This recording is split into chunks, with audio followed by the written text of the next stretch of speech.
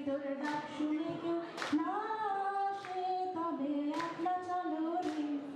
It means when you are calling, if somebody is not responding, just walk alone. Perfect. That was beautiful. You don't sing terrible. You have to listen to me then. All right, thank you, Upasana. A big round of applause for Upasana, everybody. Thank you.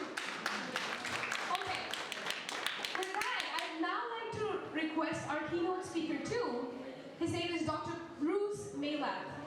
He is a professor of English at North Dakota State University, where he teaches courses in linguistics and international technical communication. His current research takes up translation issues in professional communication. Ladies and gentlemen, please put your hands together for Dr. Bruce Maylab. Thank you. It's an honor to be with you on this day. I'm glad to be invited. My languages are English and Norwegian, but I had to learn Norwegian as an adult. I want to talk to you today about how to ensure that your children and your grandchildren continue to learn your family's language, because in this year, 2016, you're hearing vitriolic comments already in this presidential election year. So what I have to say will probably be the most serious of all the speakers that you hear today, but I hope also the most useful. When I first saw the announcement that today is designated as International Mother Language Day, I was struck by what prompted the designation of February 21st in particular, and perhaps you were too. As you've already heard mentioned, International Mother Tongue Language Day, or Mother Language Day, has been observed since 2000 or 1999 as a way to promote peace and multilingualism in numerous countries around the world. That date, the 21st of February, corresponds to that day we heard about in 1952 when students from the University of Dhaka, Jagannath University, and Dhaka Medical College peacefully demonstrated for the recognition of Bangla as one of the two national languages of East Pakistan, which is now the independent nation of Bangladesh. They were shot by police near the High Court in Dhaka, which is now the capital city of Bangladesh.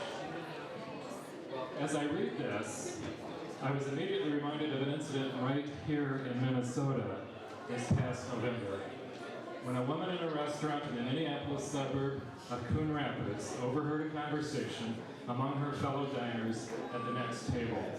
When she recognized that they were talking in a language other than English, she walked over to the woman whom she had last heard speaking, and she swung her beer mug into the speaker's face so hard that she inflicted severe wounds on the speaker.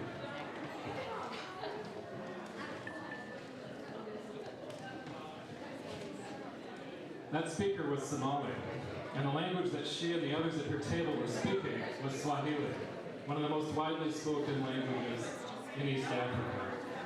Fortunately, that incident was recorded, and vast numbers of Minnesotans were outraged that anyone in America could be assaulted and battered simply for exercising their right to free speech, whatever the language.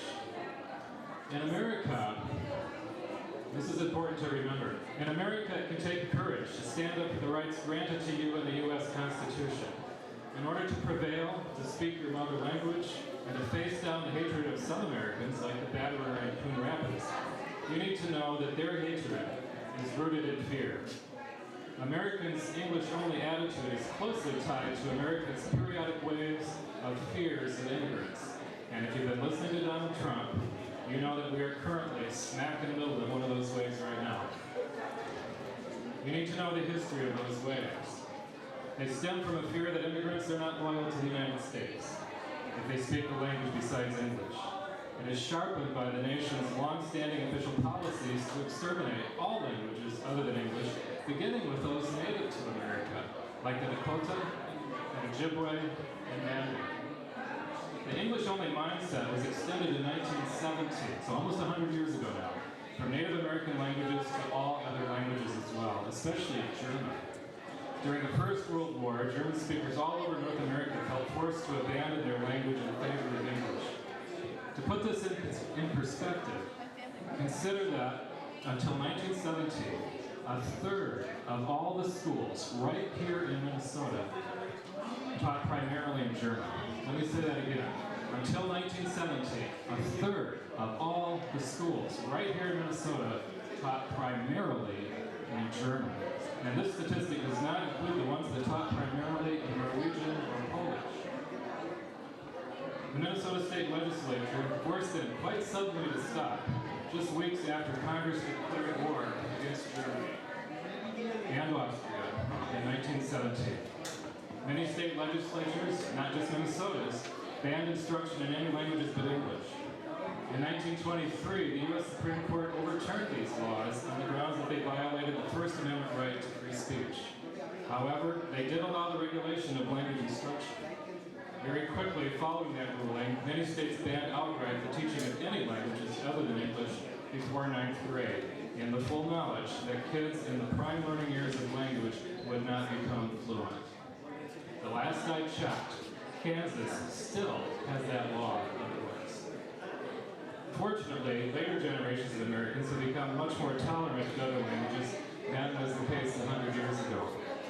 Unfortunately, some are returning to becoming less tolerant, as we've seen with the woman in Coon Rapids, Minnesota, and in the crowd shouting slurs against immigrants at Donald Trump's rallies. So what can you do in 2016 to ensure that your children and grandchildren continue to learn and use your family's mother language? Here's the useful part. First, never let go of the truth that all languages are important. You can subscribe to the same creed that the famous British linguist David Crystal professes. He says, "I believe in the fundamental value of multilingualism as an amazing world resource which presents us with different perspectives and insights, and thus enables us to reach a more profound understanding of the nature of the human mind and spirit. In my ideal world, everyone would be at least bilingual. I myself live in a community where two languages, Welsh and English, exist side by side, and I have cause to reflect every day on the benefits which come from being part of two cultures." Second, stand up for your First Amendment right to free speech. That's what Asma Jama did. She was the Somali woman speaking Swahili with her family at the restaurant in Coon Rapids. When the woman from the next table shouted at her, "When you're in America, you should speak English," Asma Jama replied, "I'm home. I can speak English, but we choose to speak whatever language we want." Third, make sure that someone in your family who has regular conversations with your children or grandchildren talks to them consistently in your mother language. Linguistic research shows that the key here is to do so always and consistently. And this is where you need to keep in mind what was mentioned earlier about mother language and father language. Notice the pattern that I'm going to describe. I'm going to tell you about what I told a couple of my friends in Plymouth, Minnesota, when they began raising their children in Plymouth over 20 years ago. The father in that family came to the United States from Germany. The mother was from the U.S. He wanted his children to understand their grandparents, and the family made yearly trips to Germany. Drawing on linguistic research, I told him that if he always spoke in German with his kids, and she always spoke in English with them, that they would grow up bilingual. Again, drawing on research, I also told them that they would have to pick a family language to use whenever everyone was together, such as at the dinner table. Because they lived in Minnesota, they chose English. The technique was successful, and today, both their daughter and their son are fluent in both German and English. In your case, you may decide to use your mother language as the whole family's lingua franca, or maybe your father language, or maybe the surrounding language to have a language in common. The thing to remember is that your language choice needs to be consistent. Mixing the language in the same conversation does not work with young children. Research bears that out. And the reason why is that if you repeatedly say one sentence in one language and another sentence in another language, children don't understand that you're switching between languages. Instead, they think that the two languages are actually one language. Again, we know this from research on child language acquisition. Please know this. Although the second generation of immigrants often avoid using their mother language in America as they try to fit in and learn English, the third generation always feels an intense loss if their parents do not teach them the mother language. And teaching them is actually so easy.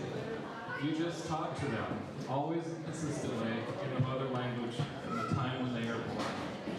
Learning languages in that way is the most natural thing. It's what makes us human. Thank you. Thank you, Dr. Bruce.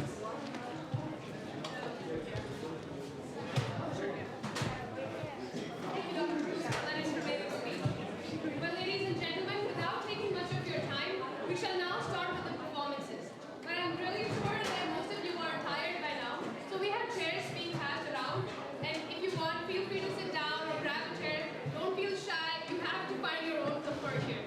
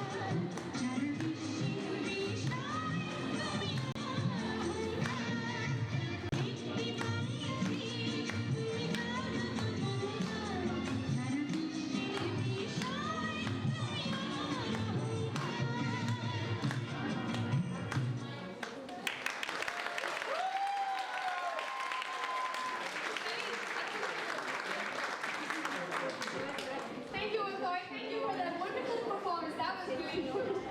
Ladies and gentlemen, our next performance is a song that is sung by Achintya Sharma, and the guitar will be played by Ashish Christopher. They will sing a song from a Bollywood movie called Airlift.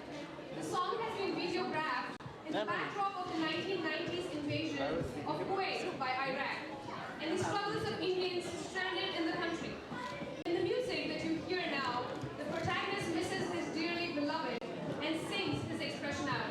Ladies and gentlemen, please welcome Achintya and Ashish.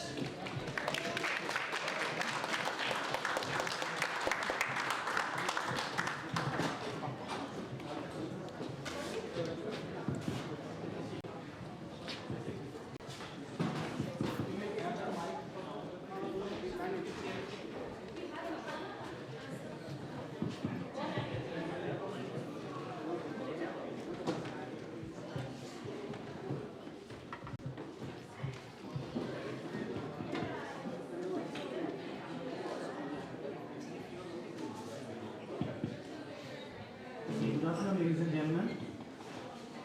Apparently, we're trying to accommodate a microphone for the guitar. My name is Achintya Sharma. We have Ashish Christopher with me. We are grad students from NDSU and we're trying to represent a country named India.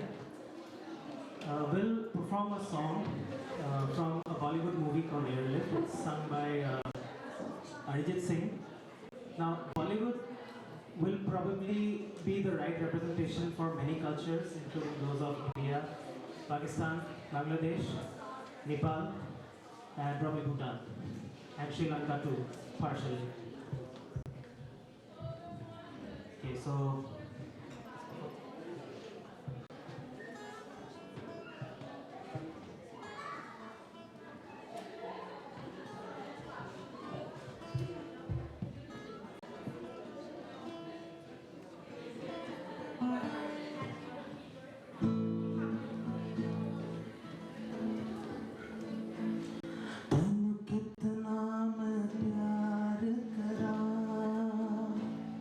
एक पल विच सवार करा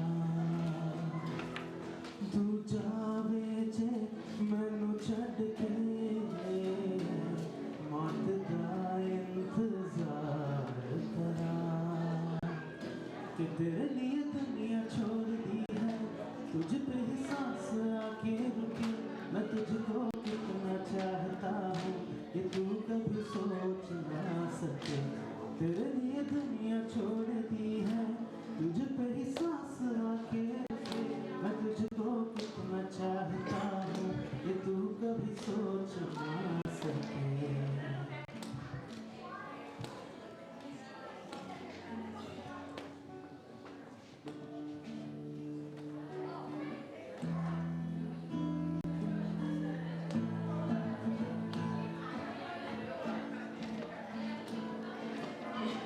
कुछ भी नहीं है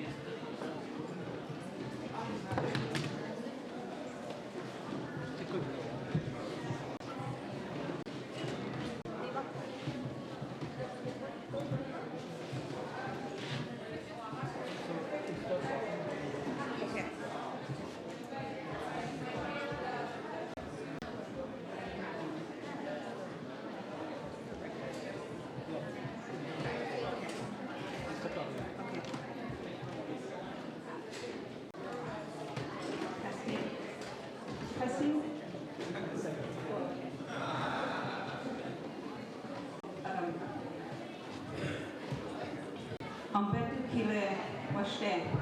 Chante washte anape chiuzapi. Maushlamia machiapi. Eash washichuapi Petra machiapi. Daya yakipi na lila iomakapi uhi shto.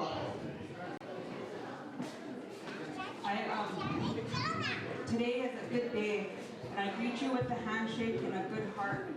In Lakota, my name is Compassionate Woman. But in English, they call me Petra. I want to share with you that, first of all, Dakota Makoche Daya Yakipi. Welcome to Dakota country, the land, our motherland. Dakota means peace. And Dakota means allies. So you're in the land of friends. And Dakota means peace. And so you're in the land of peace.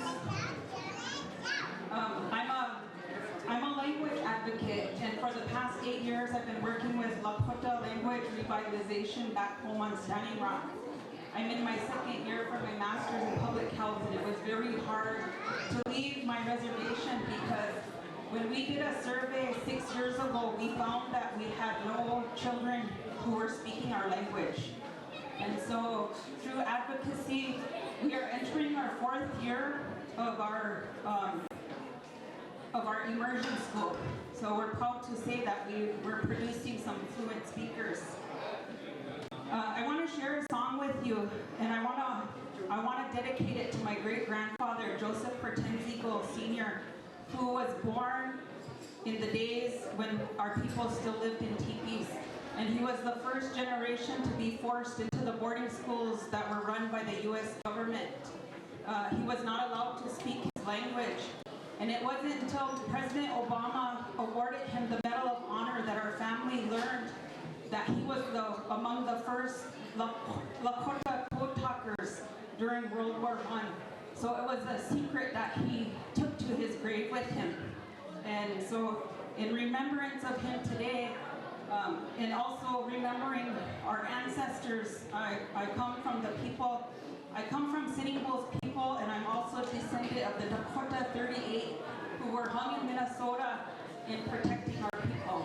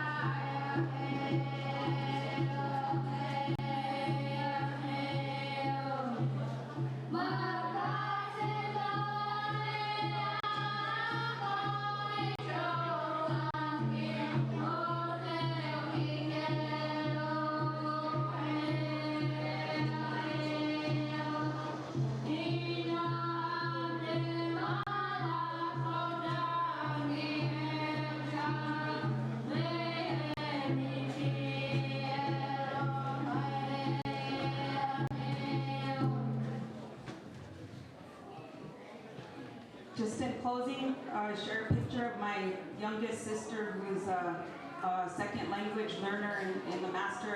She's also the apprentice in the master apprentice part of our immersion school. So I just want to say, ambetu kile iapi unki kawapi wokitsue ambetu hacha. Iapi guhamani ambetu iokila iapi woa wakapi tesho hilamiaye. Today is a day to remember our languages. We must speak our languages every day to keep them alive. Thank you.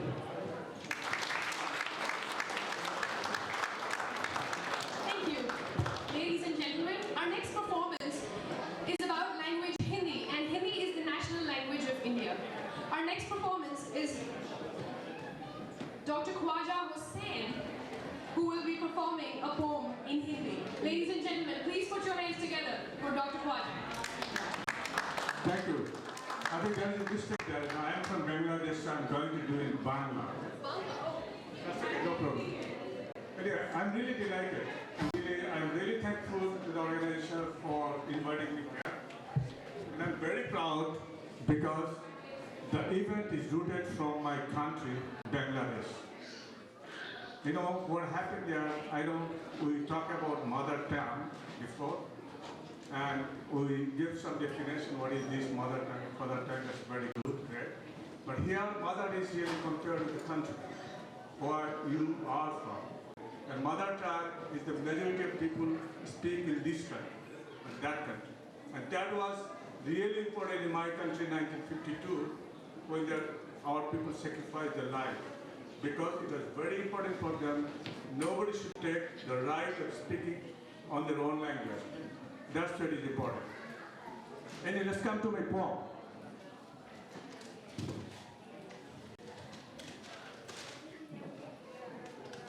This poem is about, what should I say,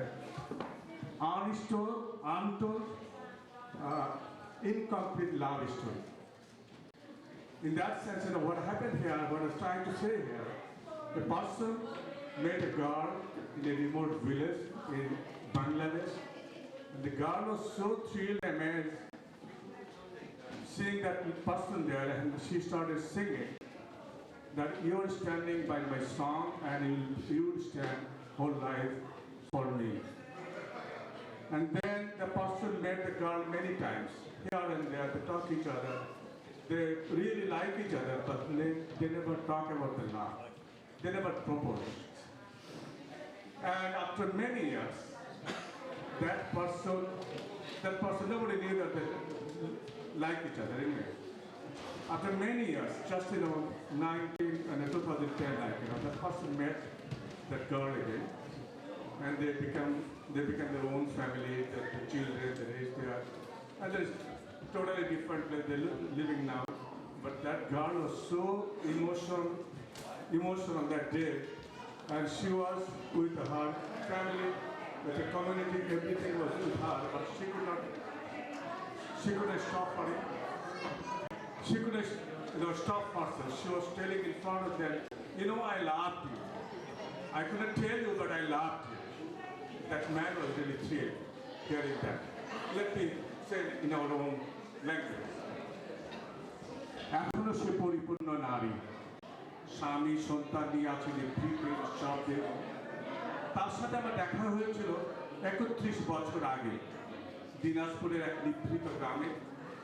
আমার আগমনের চকিত চয়নে সে তার সুরেলা কণ্ঠে গেয়ে উঠেছিল, দাঁড়িয়ে আছো তুমি আমার গানের ওপারে। তারপর তার সাথে আমার দেখা হয়েছে অনেক বছর ধরে, কথা হয়েছে এখানে সেখানে, হয়েছে চোখাচোখিও। তার উন্নত গ্রীবা চঞ্চল হরিণের মতো চক্ষুজুল যুগল, অপরূপ সুন্দর পদযুগল আর অনাবিল হাসি আর আমাকে আলোড়িত করত। আমি প্রায়শই তাকে বুঝতাম, আবার পরক্ষণেই হতাম দ্বিধান্বিত। আমরা কেউ কখনো ভালোবাসার কথা বলি না। এই বছর কয়েক আগে আমাদের সেই দেখা হওয়ার 18 বছর পরে হঠাৎ সে উদয় হয় আমার জীবনে।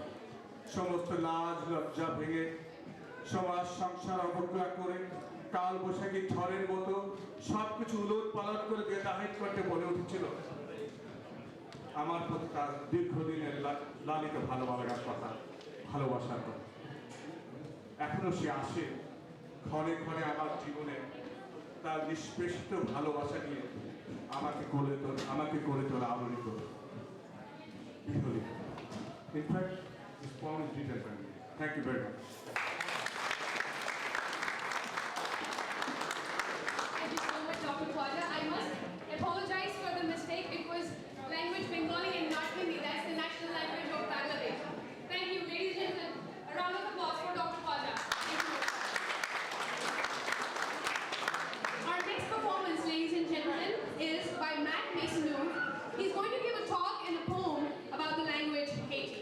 Ladies and gentlemen, Matt for you guys.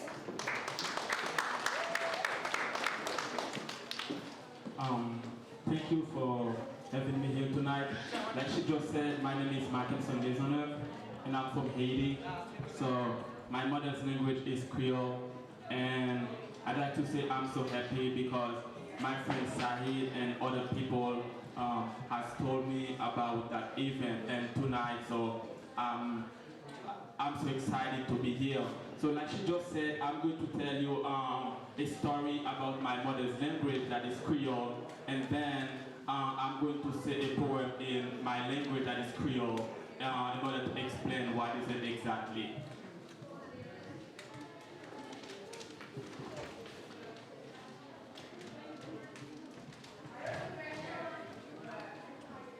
So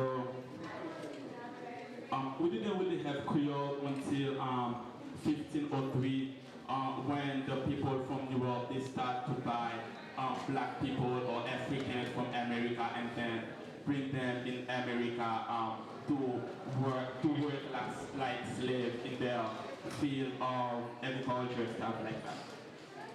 So they took us from different tribes in Africa with different dialects. So at that time we didn't really have like a language in Africa, but we had dialects from different tribes. So most of us, like the Haitian people, so we are from Senegal, Nigeria, Guinea, and they put us in one boat at that time to come to America. So try to understand that. So they took people from different places with different background and with different languages, and then they put them together, and then they said, so you are going to work. So this is what it is, Creole. Creole means like come from different places with different things and then put together and then to build something. So nowadays we are 11 million Haitians that speak Creole.